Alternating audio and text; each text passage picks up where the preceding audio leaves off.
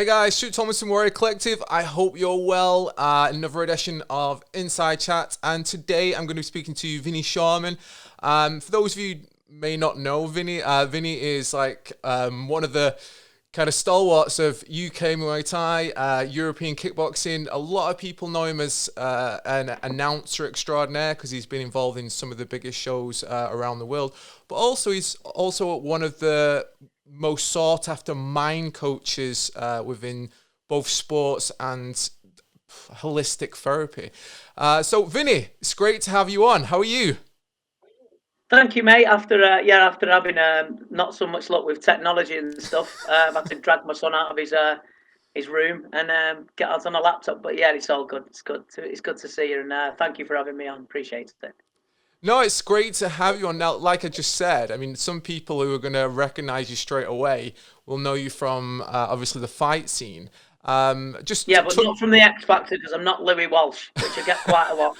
So pack that in. If anyone says, "Oh, it's Louis Walsh," I've had him on. Well, I wasn't going to mention that, but yeah, I could see the resemblance there. So going on to the promotions, then I know you've been involved in Yokkao and Infusion. And obviously I've known of you for a long time, even before we'd met. How did your journey with martial arts start, and how far back does that go? I think it goes back to any young man really, wanting to be a ninja, wanting to jump in the air, save the girl, win the girl, fight 15 baddies at once. Um, I grew up watching ninja films, Jackie Chan, Bruce Lee, of course, etc. And then I always wanted to do a bit of stuff. And then I went but amateur boxing when I was 13. I went to Sale West, the same place where Ricky Hatton was from as an amateur. And there was a very good Thai boxing gym there called, ironically, Sale West. And now it's Northern Spirits that Lisa Howarth runs. So yeah, I went boxing first, and then my friend Russell Thornley was doing Muay Thai with Master Sken Kiao Padung from the Sit the Wrong camp. Went there, see Master Sken do all the things that I wanted to be able to do, and yeah, and I've been involved ever since. That was when I was 15, so it's a long time. So just 6 years ago then. Yeah, it was 6 or 7 years ago, as you can say. It's had very hard paper on. Yeah, and I've been involved in it. I stopped Muay Thai for a bit, went into amateur boxing, which I enjoyed. Lived in Sweden for a while, trained with Krista Bergenol there in Muay Thai, who trained the Mustonen brothers. The Mustonen brothers brought over Jomod Kiat Daisik, I think his name was. Something like that. But Jomod was a famous fighter anyway. Yeah, and I've been all over really. And then I started teaching myself. Had my own successful gym with Dean White, Nonki Payuth. Then, sorry to bore everyone. And then I had my own gym, Super Gym, which I was teaching Muay Thai. And then Rick Barnhill now has Super Gym. I gave it up and gave it Rick, and Rick's took it to another level really. So yeah, it's been a long and enjoyable journey, but I got to a point where I'd done everything what I wanted to do. I trained world champions. I'd been, involved in fights, and everyone knows who's a coach that it's very arduous emotionally because it's so difficult to see people that you love and care for fighting, and having to give them battle plans and take losses, take wins. Uh, and it was a enjoyable journey, but I'd come to a point where I'd I'd done what I wanted to do in it, and I started getting interested in mind coaching, and from then on, that's been my career really, and that and commentary. So obviously the mind coaching is quite an unusual thing. Not everyone's come across a mind coach. Everyone thinks of coaching as being a physical thing, and I know you Yeah. must get asked it a lot. But what what is a mind coach then? Um, Basically, just being able to get people in the best place it can possibly be mentally, whether it be sport, whether it be business, whether it be just in life anyway, and to try and get them into a place where they can see light at the end of the tunnel. I've always had, even as a kid, a very, very uh, young child. I always had this. I had an extreme level of empathy. I was thinking about this the other day because I've on a few podcasts, and it's nice to be invited on a great one like yours. But I've always really had, the same questions, but I wanted to answer it differently because I wanted to share a little bit about how I really am. And it's like I've had this level of empathy that I've always had it since I was very, very young, and I always like to see people do the best they possibly could. And with mind coaching, you see so many people. It's uh, almost like being a coach in a way where someone sort of wins a world title. If someone's not scared of spiders anymore, someone goes and gets a job they wanted, or someone, finds a relationship they were looking for, or whatever it is. To see that relief, light in darkness, so to speak, cheesy as it may sound, it's a blessing, and that's what the mind coach does is to get people in the right direction, whether it via hypnosis or neurolinguistic programming, which is NLP, or bits of psychology, or bits of anything else really, and it's a psychotherapy. It's just a great job, and it's so to explain it in a nutshell, it's coaching people's mindset to be the best mindset they can possibly be. Yeah, I mean, so with regards to obviously fighting sports and martial arts, I know you've been involved with fighters who you've known for a long time, like Muay Thai's Liam Harris and Jordan Watson. So with regards to combat sports and fighting sports specifically, I mean, I've had conversations through podcasts, through interviews with lots of fighters over the years, and one thing that always comes up is mindset, and it's a crazy thing, isn't it? It's like all the elite fighters and athletes know how important mindset is, but with regards to developing it, it's almost by chance or to a certain point something that happens as an afterthought to their physical training through their cumulative experience inside the ring or inside the cage. How is it you think that this side of things should be coached, or why should people go to a mind coach like yourself then? Well, you can train as much as you want. You can train as hard as you want, be as sharp as you want, be as strong as you want. You do all your strength and conditioning, you hit your diet properly, you make the weight, blah blah blah. That's the martial arts that you're into. And then it's like putting a red sock in a white wash. Everything goes pink. In a sense. So it's like sometimes if your mindset's not right, it only takes a tiny bit of mental poison, if you will, to destroy the belief system and destroy the confidence and everything that martial arts is built on.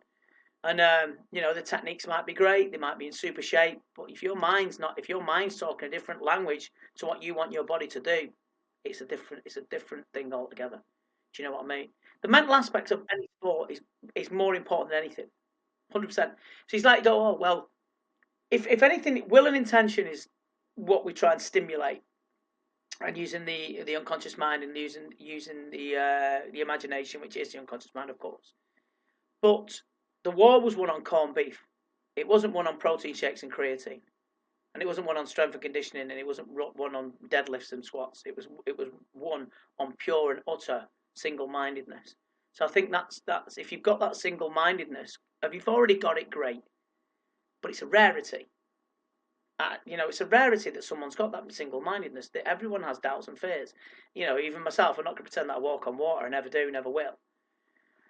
But you've got to have that single-mindedness, and if you can hone in on that single-mindedness and have fantastic coaches like you, like Richard Smith, like Panikos, like Damien Trainer, like we could reel off loads and loads of different people.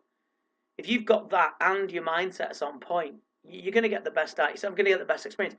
I don't guarantee everyone's going to win that comes with me, but I do guarantee you'll have a better chance. So that's how it works.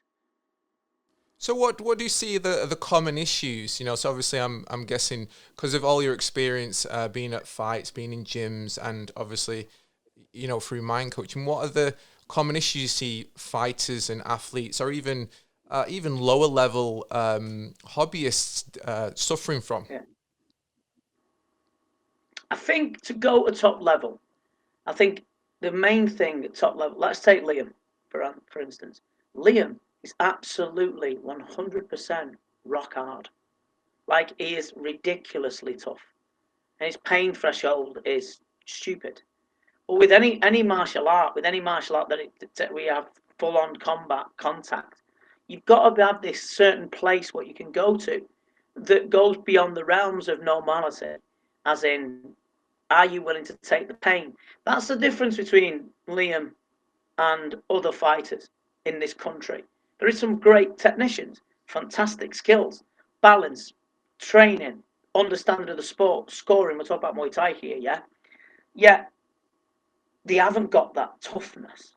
And because Thais are brought up around snakes, spiders, just it's a third world country. That ingrained toughness, that ingrained, that extra level that you've got to have is a rarity, So people want to attain that. They see what people do, like Liam, like your mate Panikos, who's a great guy as well, yeah. Damien, who does a lot for you, brilliant. And Andy Allison, and they've got that little extra level of place where they can go that's very difficult to tap into. And I will be honest with you, not many have it. Not many have it. And that's why they're champions, that's why they're revered and justifiably admired. So it's a difficult thing to get to, but that's what people are trying to attain. Mainly it's to do with confidence, to do with combating nerves, anxiety, and all that sort of business. So mainly people come to me with anxious problems and low self-esteem and lack of confidence and stuff. But with fighters, it's not. It sounds awful, but it's not for everyone. It certainly wasn't for me. I wasn't brought up well in a way where I was brought up with stuff. I was brought up in a council estate. My dad was an alcoholic, mum was alcoholic, blah blah blah. But get the violins out for myself in any way, shape, or form. But even I didn't. I mean, I was brought up rough, but I still didn't have that level. There's a level, and it doesn't have to be because you're from a rough background. It's something you have innately that, like, if you look at Sir Edmund Hillary or any of these perceived posh guys, they're the ones that walk across the North Pole. Yet they'll talk like they're from, they'll talk like they're from a black and white Sherlock Holmes movie, but they're in that ingrained toughness. I think it's that will and intention, that overcoming of pain, of endurance, of tiredness, of this many voices that go on in your head to try and put the brakes on stuff because the unconscious wants to keep you safe. I think once you can override that, but I think that's what people want. Everyone, young man, every person wants to be a winner. They want to be a champion. They want to be revered. But I mean, if you look at Liam, I mean, I remember him from a 15-year-old bespectacled, snotty kid, really. Yet the levels he's gone up to, and the adulation he justifiably gets. I've seen what he's gone through, and most people want the adulation, but are you willing to do that? Are you willing to go where he goes? And there's a very, very dark place. Can they go there? Most can't. I'll be honest with you, but that's what they get in contact with for, to be able to do that. And I can help. I can't make it happen, but I can help. But what I guarantee is people feel better about themselves. So even if they win, lose, or draw, at least they feel better going in, instead of having these demons of terror and putting them off and stuff like that. So a long-winded answer, but there's the answer.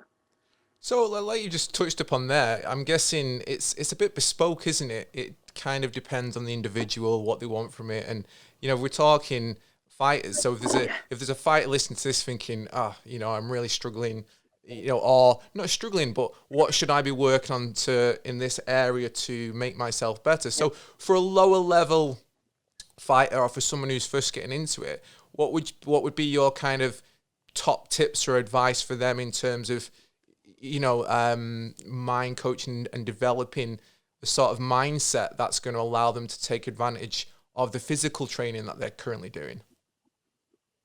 Your love of the sport, your love of the sport and the passion has got to overwhelm everything in your life. Everything. I mean, look, I'm a massive boxing fan. I'm an absolute boxing nut. I love boxing, always have. Don't go to shows really, not because I don't love it, but I will watch it all day. and I will watch different people all day on boxing, and I'll study people, and and I'll mimic them on the bag. I can't fight, but I mimic them on the bag pretty well. I beat a few bags on points, but joking aside, and I think you've got to be genuinely obsessed. You know yourself. You're not in that position and have the great following that you've got and the brilliant Instagram and all that what you do on it without having an obsession. It's got to be everything, and it's got to bypass everything. You know, it's got to overwhelm everything that you do, and that's the only way. There is no fast track to this. There is no magic pill. There is no mind coach in the world, including me. Who can go, hey, you're great now. Never. It's all arduous. It's hard.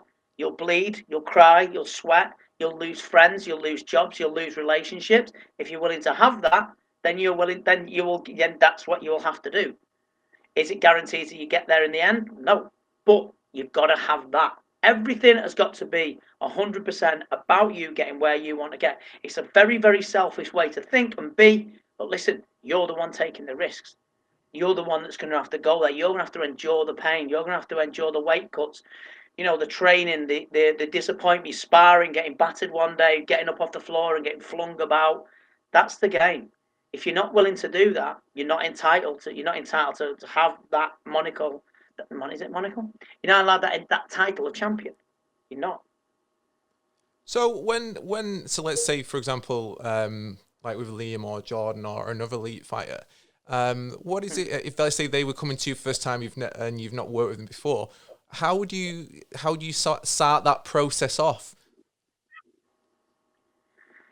It all depends on the individual, Stuart, to be honest. It all depends on. I'm working with Jazza Dickens now as an exclusive voice. I'm not told anyone. Well, Jazza knows.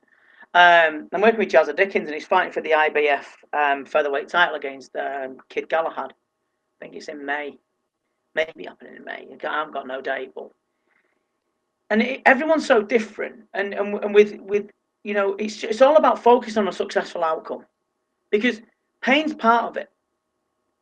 Exhaustion's part of it. They said there's a saying, isn't there? That exhaustion makes a coward of all of us. When we're absolutely, beyond what we believe is our physical capabilities, and go to that little extra. Everyone's got to be able to do that. And what I do is kind of that's part of it. So if you're a coach, I don't know, you are a coach, aren't you? Yeah. So if you're a coach, or you got fighters or whatever, and Panicos and Richard or Frankie Others, whoever. Stephen McDonnelly, good people, Kevin Allen, and they have fighters. What we do is that training is part of what they do. It's part of the journey. It's hard and it's horrible and tough, but I get them to see beyond that and look at the outcome of being successful. So bypassing the unconscious minds, focus on how hard the training is, who the opponent is, and focus on the winning. The end products, because what that does then, it tricks the mind to thinking, you see, say we were going to Thailand, right? I'm going to Thailand in October, but hopefully, and when we're going to Thailand, you don't think of, well, you've got to be there 3 hours before the flight. The flight's 8 hours to Abu Dhabi, from Abu Dhabi 8 hours to Bangkok, and then Bangkok, because I go to Koh Samui because I love it, super pro. I go there, and then it's another an hour and a half. You don't see all that.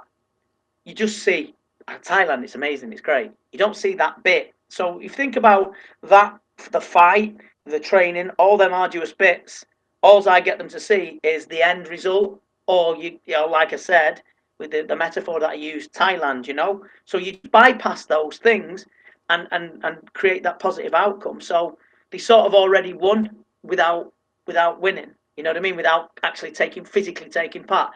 If you watch 24/7, which was on a few years ago with De La Hoya and Floyd Mayweather said, I've already won in my mind, I've just got to do the physical bit.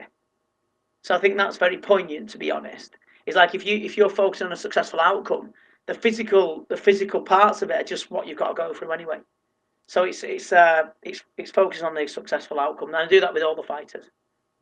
So do these fighters then come with you with different things then, or is it tends to be the same sort of thing that they're coming to you for help with? Do you know the problem is? The problem is with anyone that comes to me, if it's business people, is they come to you when they've lost. They come to you when they've lost. And it's more difficult. Or they'll come to me and they'll ring me like a week before. I'm like, right, I don't know them. I don't know them well enough. I have to get a rapport with them. I have to understand what's going on in the mindset. If I don't, so they expect you to go, oh yeah, and you'll say this, and it's like these inspirational words and blah blah. No, you've got to get to know the client. So I think if you are going to have a mind coach like me, and there's plenty more others, you can use, you've got to be able to use them consistently, because they've got to get to know you, and you've got to get to know them. Think about it. It's like, imagine going on. You're going to fight, and the first time that you go on pads with your pad man is just before you fight. It's a different move. You dance with people, don't you? You know yourself. I've seen you great videos, and like I think it's Barry from A Million Styles, is it? The boxing guy. Yeah. He's great at pads. But it's even better when people know his rhythm. You've got to be able to get that rapport, and I think it's a necessary part of people's fight camp. Not every week, and you have to talk to them every week, but even consistently, like twice a month or something, just to keep you buoyant. Sometimes you don't need them. I get clients who pay me for a year, and business clients. Sometimes they don't need to talk to you, but as long as they know you're there. Knows they can call you, and when the thing's going not wrong, but being a bit wobbly, if you will, then as long as you're on call and you understand each other and you've got a rapport, it can be highly beneficial. Yeah, I mean, I get exactly what you're saying, and I guess it's kind of educating people to look at it differently and to understand, exactly everything that you've just said there. And I know you've kind of created a new website recently, the Shoreman Solution. Yeah. So can you tell me a bit about the site? The Shoreman Solution was a series of videos that I wanted to do, and tips and tricks and stuff that I did in seminars. I used to do a lot of seminars. Don't do so many now.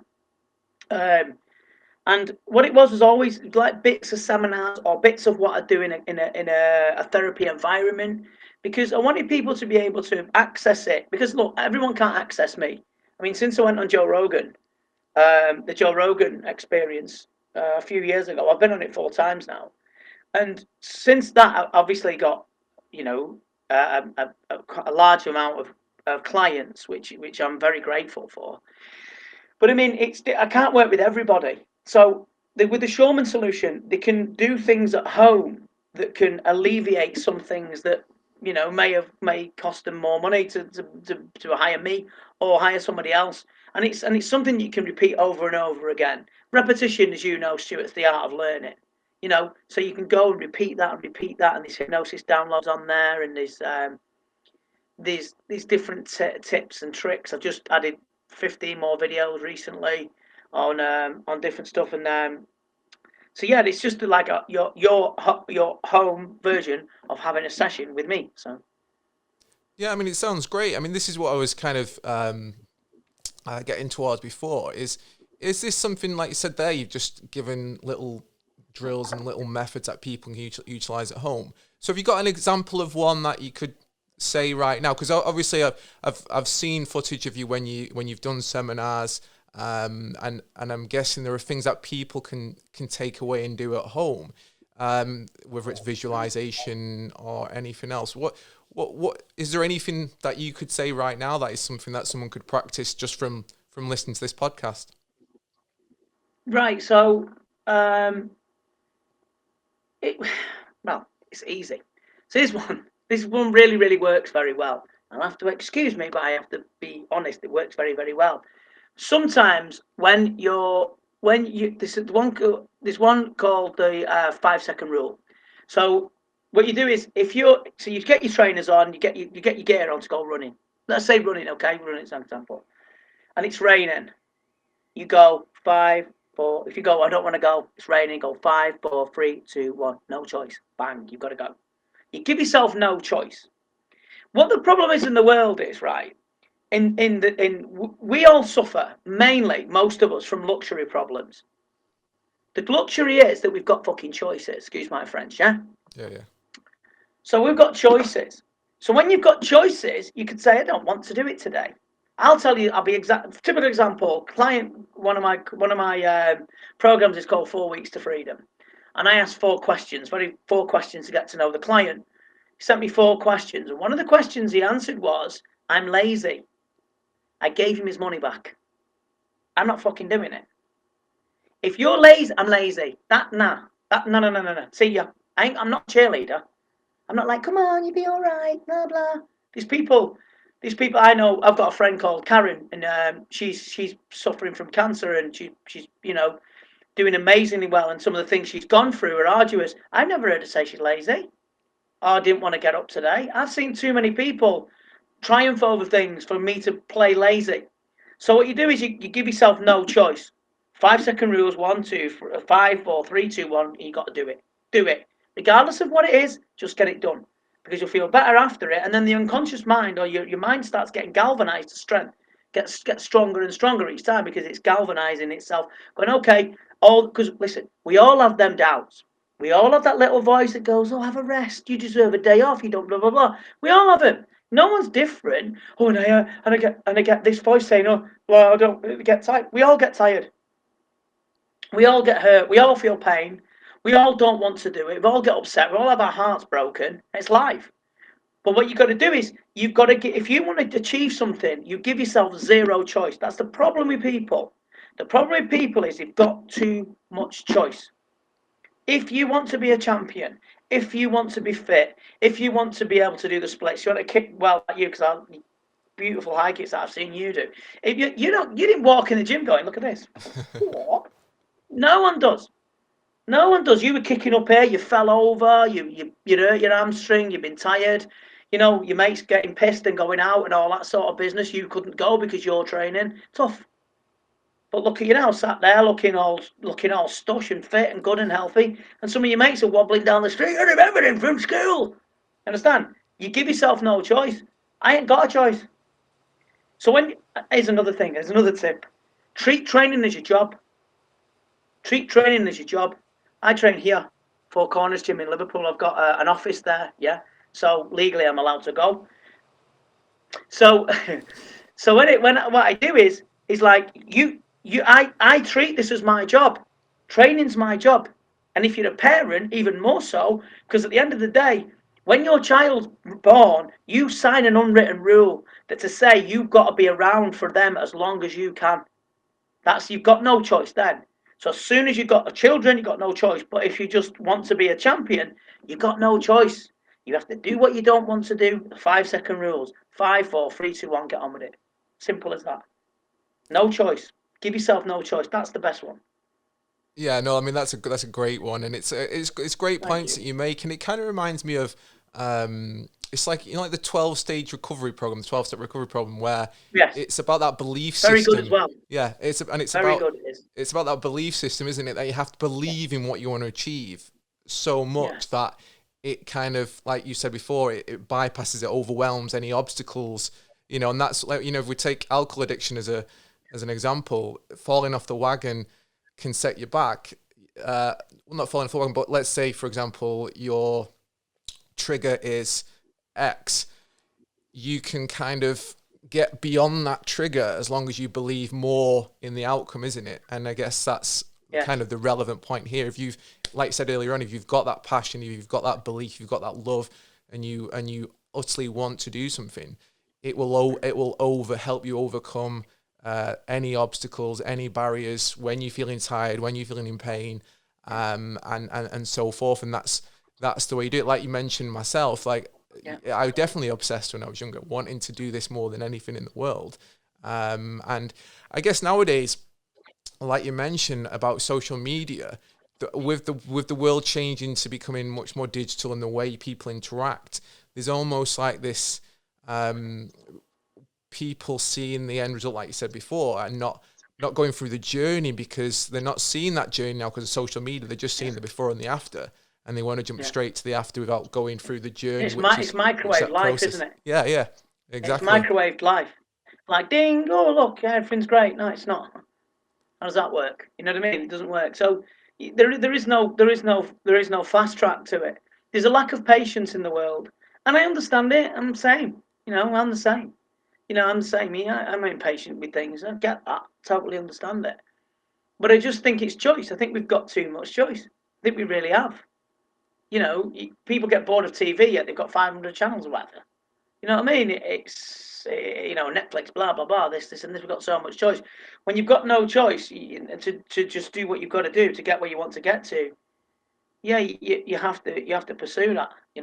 People want things without working hard. It doesn't happen. Doesn't happen. And you know what? Another thing is change is hard, because wanting to change as a person, changing a behaviour, ain't easy.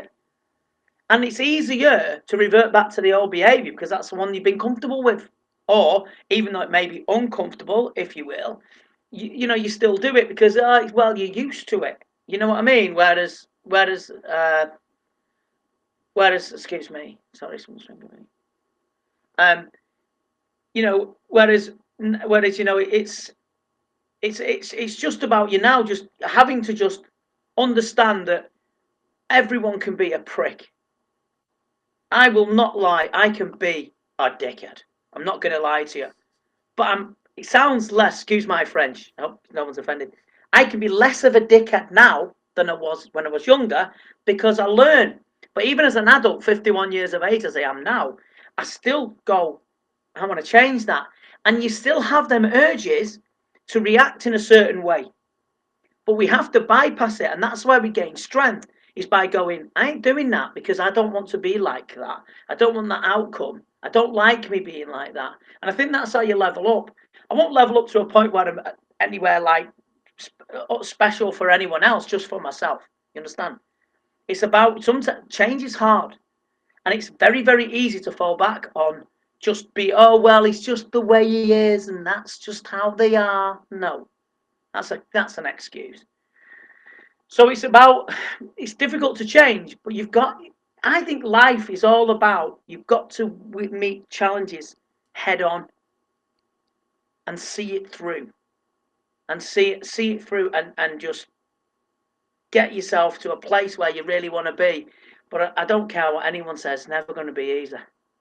It's never going to be easy, but that's life. Life in.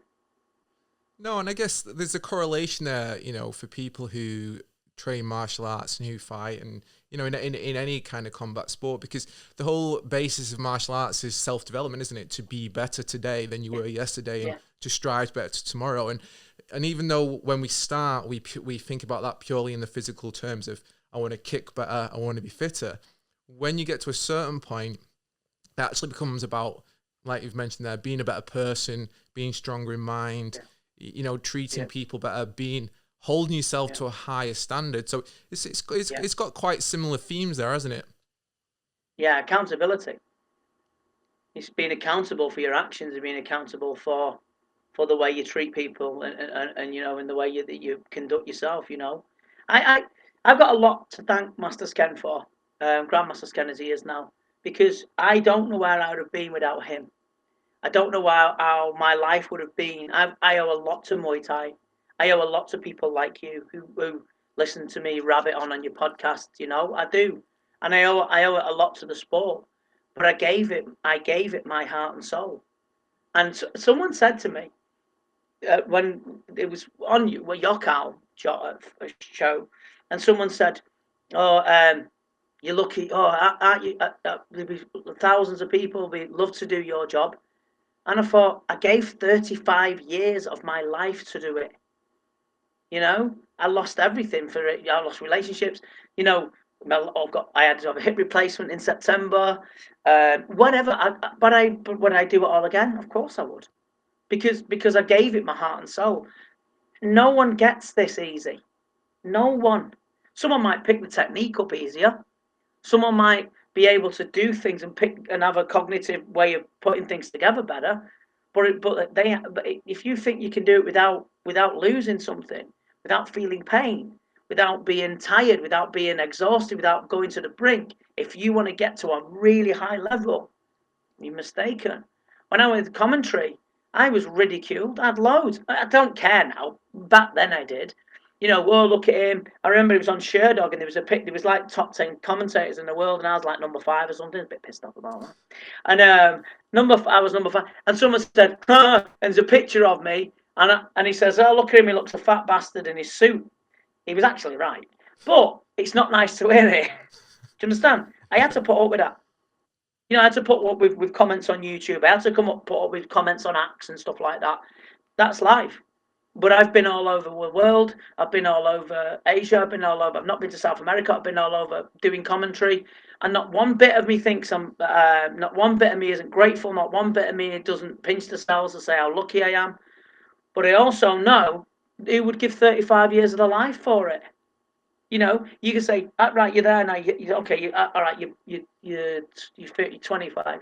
Right, okay. I tell you what. So would you give another? We could fast forward your life, but it's 35 years of your life. Everything, every day, to do that. Rubbish jobs, putting up with working in menial jobs, losing jobs because you can't walk, because you come in, you've fought, and you're walking, and you can't walk, and you can't come into work, or you're injured yourself, blah, blah, blah, blah.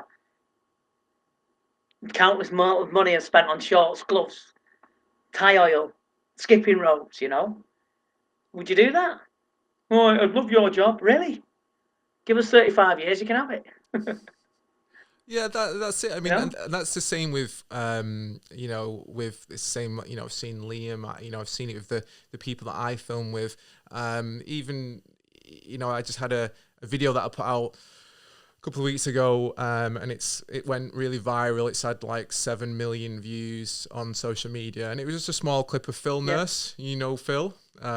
Who's I know Phil well, so originally from Bolton, and back down with him, and now he's in New York, and he's got the Watt, and he was the striking coach for John Jones and Josh St. Pierre, and and a truly brilliant. I love Phil, inspiring individual, love being around him, and this clip was just a little drill that he was coaching as a concept, and it was little step off the line, catch, pass to the arm, and then flying knee. And again, because of how Phil looks, performs, how he talks, it went viral. And then it's always the same with these videos, is you get the people who understand the sport, who can see it for what it is and recognize how brilliant Phil is. And then you get the people who obviously have not got any experience within actual martial arts, commenting derogatory and negative comments. And, you get to a point where I guess when it first happens, like you said to yourself before, you kind of want to get defensive and defending it. And now I kind of, I've never really been at that point where I've tried to defend it, but sometimes I made a comment as to, well, actually, if you look at it this way, so I've always been quite positive myself personally. But even now I've got to that point where I think, what you say about that video, when it's someone who is in the position that, Phil is, says more about you than it does about Phil, because actually, this drill's really, if you had, like you said, that layer of experience, that background that Phil has, all the fighters that he coached with, they would be able to utilize that concept. Your average person who maybe has never done martial arts before is going to look at that and, they're going to look at it and think it's impractical, impossible, but actually it's not when you have that kind of background. And that's the thing, isn't it? It's when you put your head above the parapet, or you're elevated, like on a show where you're commentating, or Phil, where I put him on that platform to show people his coaching. You kind of gotta nowadays people they call it trolls, keyboard warriors, whatever you want to call it. They take those pot shots from a perspective that isn't actually really, even in the same kind of arena. And it's a shame, but it's part of today's society, isn't it? Yeah, it's an assassination attempt, isn't it, or assassination? The thing is, look, the best guy ever. If we'll pick one people from history, whether you believe it or not. Look at Jesus. I'm not going to get the Bible out, but Jesus was great. Water into wine, cure the sick, raise the dead. You need, you've got 500 people and one loaf and a fish, and he feeds everyone. Brilliant guy. He still fucking killed it. So you could be the nicest person in the world, the nicest guy, the kindest person, the kindest woman, someone's going to hate you. They just don't like him. Why? Because they just don't like him. They got no rhyme or reason. They just don't like him. He's a dickhead. Right? How that works. It depends on level of intelligence. To be fair, it depends on all levels of what your intelligence. Like when I went on, mentioned again on the Joe Rogan, I got ruined.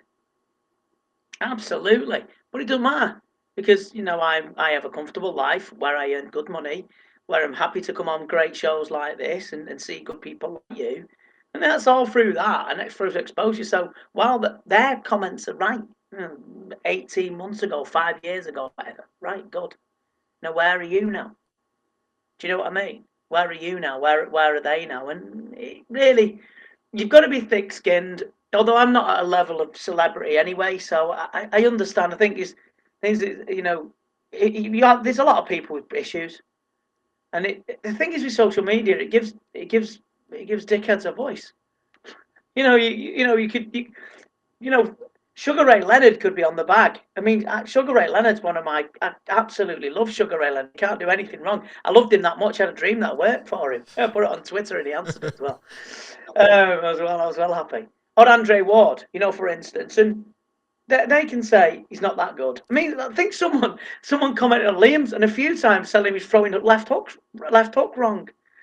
If take one, take one, and then we'll see. Do you understand what I mean? It's just you're always going to get them. It's a very, very sad thing, but it's the modern day. It's what we're in. It gives idiots get a voice. I mean, you're going about saying about Phil Nurse, great guy. I've known Phil a very long time, and but I mean, look, everyone's a virologist at the moment, though, aren't they? Everyone's a scientist. On Facebook scientists. I don't know what it is. Everyone knows that the government are going to do. What they're going to do is this. And like, right, okay, good. It depends on what you listen to, what you care about. If you're another level of intellect that where you want to see what you want to see, you don't have to listen to other people's opinions. Yeah, and I guess that's another thing that you'll probably have to deal with fighters and athletes that come to you. It's the noise, isn't it? The digital noise, because on the one hand, they're supposed to be completely focused on their sport and and improving, but on the other hand, as you'll know better than anyone, promotions they look for following, they look for social media. So it's a difficult balance nowadays, isn't it? For a fighter, they've got to dedicate that time to training and be completely focused on that, but on the same time, if they want to get some actual development within a promotion, or if they want to get picked up by a promotion or a sponsored brand or sponsored by a brand, then they've got to put this work into who they are online as well. It's a tough one, isn't it? Yeah, it is, but it's doable. Look at Ryan Garcia. I mean, Ryan Garcia, the boxer, just beat Luke Campbell, or beat him in December. He's talked his way into, and he, don't get me wrong, the kid's talented, but he's got a following of huge proportions, and it's how you promote yourself. I was talking to someone the other day, and I think now that when I was growing up, people you looked up to were either actors or footballers or boxers. Boxing for me, I wasn't really into football, or actors and stuff like that. You look up to like Sylvester Stallone or Arnold Schwarzenegger, action heroes, Chuck Norris, whatever. Yeah, don't. Can you cut the Chuck Norris bit out? And yeah, now it's internet stars. It's people like I don't know Logan Paul or or I don't know Ryan Garcia or it's it's the Instagram's the new Hollywood, if you will, if you've made it, YouTube as well. So they're different era altogether, but they are like the Hollywood film stars of the 40s, like Clark Gable and and Rock Hudson and blah blah, whoever. And I think that these YouTube people and these Instagram people now are where they kind of took over that, and Instagram's like Hollywood now. So it's changing times. No, it definitely is. I mean, coming back to your website and the Shoreman Solution, then what would you say would be good advice for coaches then? Because obviously there's a lot of coaches that listen to Warrior Collective because no one's more obsessive than coaches in terms of how can I improve to get my fighters the best that they can be. How do you think a coach then can utilize the Shoreman Solution or utilize some tips to become a better coach for the fighters? Because the relationship between the coach and the fighter is so important. And actually, like you said before about Master Sken, there's that mentoring. You have especially if you've got a young teenager or a young student, you're a big influence on their life, aren't you? What can they be doing to help in that area then? Well, the thing is with the Shoreman Solution, copy it. I learned it off somebody. Steal it. Steal exactly what I say. Or put it in your steal the actual premise of it and go out and use it. I'm not going to say, well, don't use my stuff. Go on, I don't care. Take it. Someone threw a right elbow once, didn't they? And everyone else went, oh, no, you're not allowed to use that secret technique. Everyone throws it. Well, everyone throws it. My wife doesn't. But I mean, everyone picks us. Use it. The thing is, this is why I really like what you've spoke to me about today, because it's different for me, because everyone says the same thing. What is it they come to you about? What is it people come to you about? People are all different, man. There's certainly many opinions. I'm not a conspiracy theorist. I genuinely don't know. More to the point is I don't care, because I don't care about what I can't change. So I don't get embroiled in stuff that this might be. I just I get my head down, I get on with life. I do what I can. That's how I work. I carry on with what I'm meant to be doing to get my life in order and grow my business and, feed my family or whatever. That's what I do. But it's just, that's why I like it. Everybody's different. And with being a coach, it's one hat doesn't fit all. And you've got to be able to listen to be able to find what makes this person tick. What I always think about gyms is, I remember a really famous boxing coach called Eddie Futch, and he probably trained the most world champions out of anyone, and he was Freddie Roach's coach. He also trained some other coaches like Thel Torrance and people like that. Really, really good coach, Eddie Futch. And he said there was a student that come in. He used to have long hair, and he just used to come and train. He'd put his bag down, and he'd go training and all that sort of stuff, yeah? But he said he was the best Muhammad Ali he'd ever seen. So he was amazing at being Muhammad Ali. Now, what would have happened if he would have been nurtured properly, or he'd have wanted to do it? Do you get what I mean? There's so much talent that we don't see because they might fall off, or you're not finding a way to communicate with them to get them to the right place. If I talk to Liam, I talk to Liam different than if I say a session with you, which you're more than welcome to have one for free, no problem. If you ever want to have a session with me, Stuart, it's on me, yeah. Oh, it sounds like a date, that. No, listen. I appreciate the exposure, and it's one on washes the other in life. But I think that you've got to be able to learn to communicate that this sort of macho testosterone foam squirting like this won't work for people, because they'll get to a point where they'll pretend that they're that, but reality is that they're not really like that. You've got to be able to find things like that. And this is why, just going back to one of my absolute heroes is Andre Ward. I love Andre Ward. Andre Ward could make hot dogs and I'd buy him, because it's the way that he talks about the sport in a way that with boxing, that the way that he was mentally tough but without being hard. Do you get what I mean? Yeah. He was mentally tough without being hard, and he had such will to win. Yet he didn't have that typical will to win. You've met him yourself. You 100% met these people that you're like, God, here he is. And he's like big fan of himself. Yeah, what it is, and like that. Life's hard enough without pulling that fucking face. Yeah. Do you know what I mean? Yeah. But Andre Ward, the way that he puts together, the way that he was, Mina, he's got time for everyone. That's a champion. I don't care how many belts you've got. If you're a prick and you're not nice to people, fuck off. Excuse my French again. But I believe that you've got to be able to be, if you're a champion or you're good or any sport or anything anyway. I think everything's your job. Everything. The way I talk to you is my job. I speak to you, show you respect. Sorry for swearing. Show you respect for being for being you, and all your viewers, your listeners, whatever. It's about showing respect, being nice, being kind to people. That don't mean you're not being walked on. We're just being a nice person. I think that's your job. The way you speak to people in McDonald's when you get your burgers and stuff, thank you and please, is your job. The way you drive, letting people out, being courteous is your job. You're an unfinished product, and everything is your responsibility to be the best you can possibly be in everything that you can. I don't mean to say you strive every day and you've got to run 500 miles every day, you've got to push yourself to the limit and all that and exhaust yourself. No, I'm saying that you've got to find areas in your life that you can improve and tweak. But I think courtesy, speaking to people, being kind. Everyone that messages me on Instagram, I always answer back. Always. I'm never too busy. I'm too busy to do what I was having. No, no one's too busy. No one's too busy. If someone texts me, I text them back. No one's that busy that they just forget.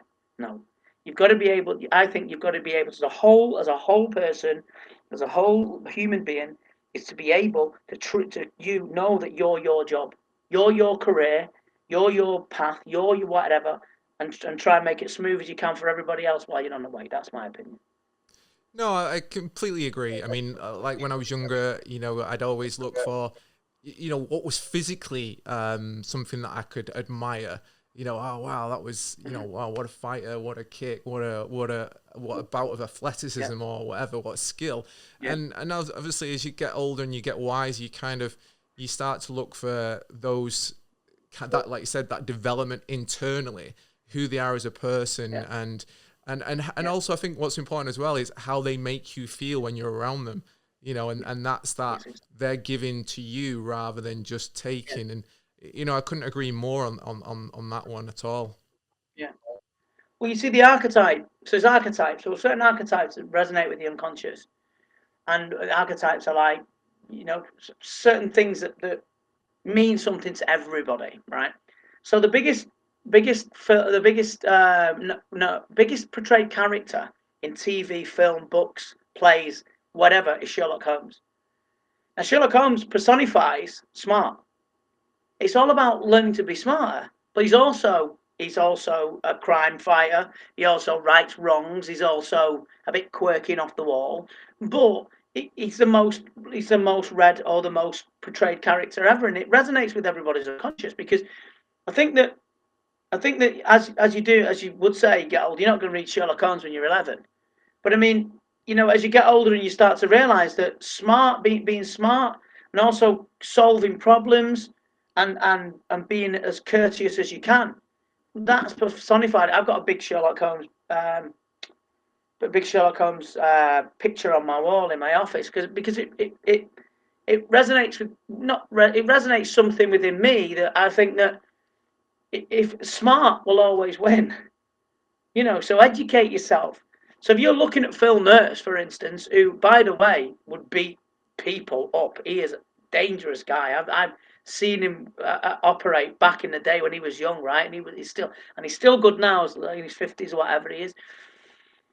But if you're sitting there and you're trying to find holes in it, have a look at what you've done first. Probably you've done nothing, so don't say anything. But also have the mindset to be able to see the differences that make a difference. Have a look at it. Have a look at it at a broad spectrum. You know what I mean? Because it's all about education and educating yourself and knowing, first of all, you don't know everything. And secondly, that this journey will never end. I'll never learn about the mind. I'll never learn it all. No way will I. I'm prepared for that. But what I do is just learn as much as I can, because the more things I can do, the more people I can help, the more lives are changed, the better money I get. It's a win-win situation. Educate yourselves before you start ripping people apart. Educate yourselves. And don't say educate yourself by what people have been saying recently, where do your research, like on YouTube. Read books. Seek out people that can do it like you, like Panikos, like Damien Trainer, like Paul Karpovitz. like Liam Harrison, some of the great people, like that guy from Wigan. What's his name? Jamie Goulding. The spinning guy. Yeah. He's good, him.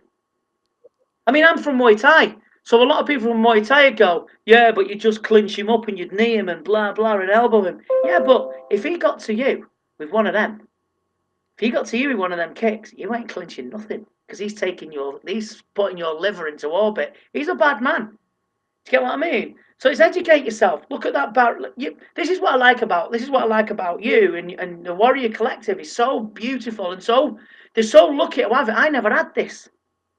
I never had any of this. They're looking and seeing these experts, these guys that are like just special people. And they're special for one reason, is they didn't ever stop doing it. There's a million people out in my town here. I used to do Thai boxing, but what it used to does nothing for me. Oh, did you? Well done. Well done. I used to wear a nappy. I don't wear one. Not yet. I might wear one in an old people's home. But it's like, you're putting out this brilliant content for people to look at and to steal and to add to their game and make them better people, better fighters. They're so blessed. They're so blessed. They're a privileged thing. But like I said, give yourself no choice. Study it all the time. Study it. Fact. Yeah, no, I mean, I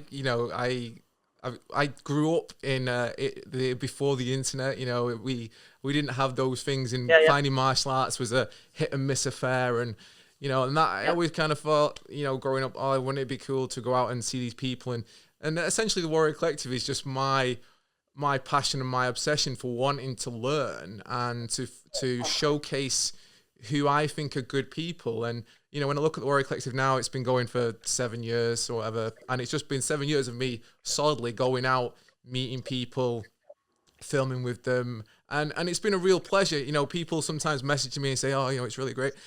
I know I love it. I probably love it more than anyone, otherwise I wouldn't do it. It's and the people on it, the people I get to meet, like yourself, and and all the people that you've mentioned, it's an absolute pleasure. And the thing for me is it never stops. It's like you mentioned, it's so diverse. And when I look at martial arts, it's like music. You can listen to different styles of music and not say, you can have preferences. I prefer that, but actually, when it's done well, it all has its worth in a certain context.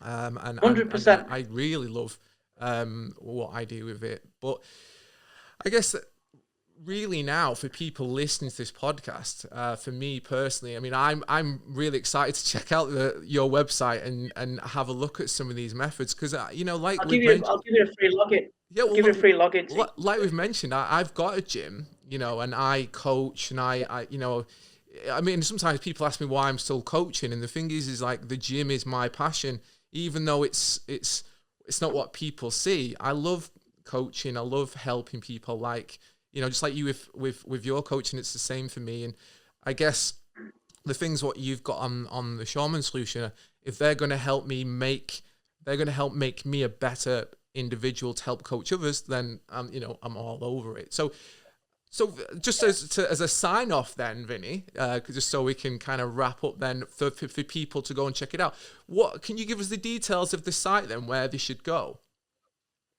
Yeah, it's the shoreman-solution.com.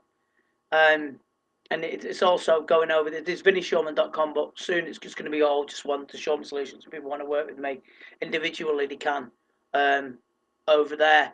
It's just something that I wanted to put out there to kind of to be able to work with more people. To look, I like I don't do what doesn't work. I'm not that way inclined. It doesn't work for me. There's a lot of things in what I do or what I've been taught that I just didn't like. But I work things that I do things that work. And if you're at home, and especially in the signs of the times, it's a couple of companies now, big companies are getting hold of me now to start teaching. Actually, a business coaches company. That's what I can't even say it. They contacted me, and I'm going to be working with those people, and just knowing that It's all about people, how you make people feel. Like you said, it's about making people feel. Not everyone's going to be Jean-Claude Van Damme. Not everyone's going to be Phil Nurse or whoever. Blah blah. Paul Karpovitz. It's not. They're not. But what if they feel happy about being them? What's better than that?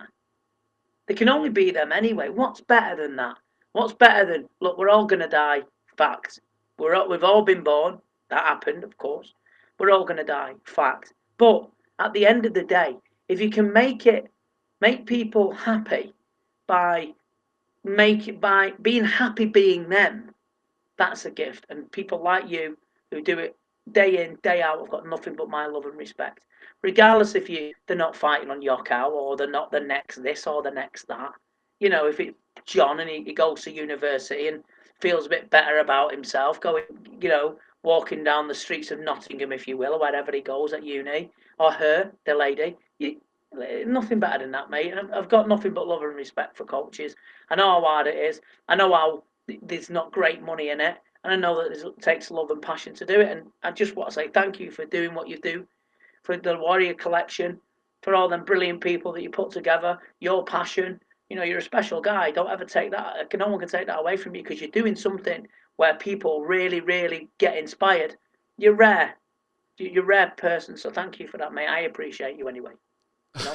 Oh, you're gonna make me blush. I really appreciate those kind words. It's always difficult Facts, when they're not facts. when Facts. it's That's always all hard we to have, take facts. compliments, isn't it? When you're not used to taking them. But I appreciate that. No, I fucking love them. Oh, tell me again. No, I think what it is as well with compliments is always be grateful you get them, but always take them on because you deserve it. Take them on. Don't rebound them. Thank you, I appreciate you, and all that sort of stuff. Know that you say thank you, and then you level up all the time. You're leveling up all the time. I've seen you from the beginning, as you know I have, and then you changed exponentially and stuff like that, and now you're podcasting all that sort of business. Let me just say one thing. I remember when I did Thai boxing from when I was 15 years of age, and I remember being about 17, 16, going to Oriental World in Manchester on the train, right, from Knutsford where I live, so it's like 40 minutes on the train. Traipsing across Manchester down Swan Street, yeah, I don't know if you know it. Yeah, yeah. Going down Swan Street and going to Oriental World, and there used to be back copies of Fighters magazine, yeah, and I'd be kneeling in it, flicking through them all. I'm going to buy the old copies just to look if Master Sken was in it, or Phil, or Oliver Harrison, God rest his soul, Humphrey, or something to do with Muay Thai. Hours and hours and hours. Now you can sit on your ass with a cup of tea or a coffee or a pint or whatever you want, and getting to see you and all these amazing people. You don't know how lucky you are. You know what I mean? It's kneeling down in Oriental World, all dusty and stuff, and spiders legging it about. But you're like, oh, let's have a look. So you're doing a great thing. I appreciate it because I know what it's like not to have it. So people should give you respect, and you've got it mine anyway, mate. Oh, thank you. I really, like I said, I really appreciate that. And as I said before, I think I do love it more than anyone. I have exactly the same stories that you've just mentioned there. Of going to countless old bookshops and looking for anything martial arts related. So yeah, I do think people are lucky nowadays, but also I think as well because like we've touched on before, there is so much out there. I think it's helpful to have somewhere that you go where, let's say, if you were running it, you'd be exactly the same. You'd know who to speak to. You have an eye for it, because you've been in it such a long time. That allows you that sort of perception of, okay, this person is real. This person has that legitimate background, and that's not taken away from someone less experienced. It's just that, if you want to tread a path, then you really need someone, if you want to kind of be more, if you want to take a faster road down that path, then you need someone who's further along that path than you. And that's what kind of it is, really. It's looking to these amazing people from different martial arts, and taking something from that. And like I said, honestly, even if it wasn't a thing, Warrior Collective, and I didn't put it out there, the fact that I'm able to go and see it is more than enough for me. But again, the fact that I can share it with people is definitely, it's an amazing thing. Well, Vinny, thank you for those really nice words. I really do, really appreciate it, especially coming from you. I hold you in high regard, as you know. And it's been amazing having you on the podcast today. And I'm sure everyone who's been listening or watching has really found it of use. And I really do say, guys, go and check out the Shoreman Solution. Go and make sure you follow Vinny on social media, and you'll keep a daily quota of insights, mindfulness tips, and also any information on anything that Vinny has got coming up. So thank you. Yeah, the Shoreman Solution's also got, Shoreman Solution's got an Instagram page now, so you can go and have a look at that. And there's every day there's something posted to do with that. But I can't thank you enough for having me on. Anyone that wants to get in contact with me, I always answer if they want to speak to me. Or they want to never speak to me might be difficult, but if they send me a message or anything like that, we'll always answer. The Shoreman Solution isn't run by me. The Instagram isn't run by me, so you won't get an answer from me on that. But if you get on my Vinny Shoreman, you can. But like I said, you're doing a great job. I'm blessed to be on your show. Thank you very much. I appreciate it, man. Big time. Thank you, Vinny. Okay, thanks, guys. Thanks for watching. Have a session, yeah? Definitely. I'm gonna take you up on that once we come off air. Thanks, guys. All right, take care, mate.